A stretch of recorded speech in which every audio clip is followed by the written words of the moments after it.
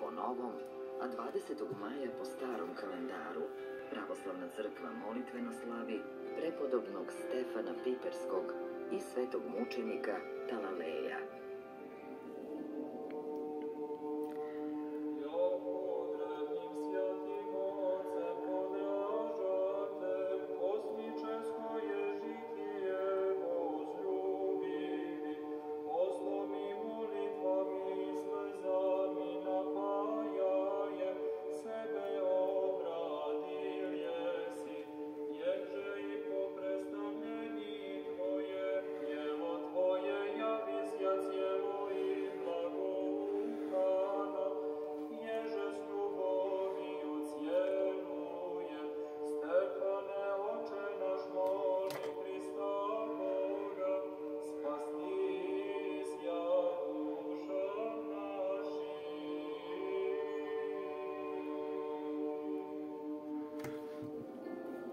Sveti Stefan rođen je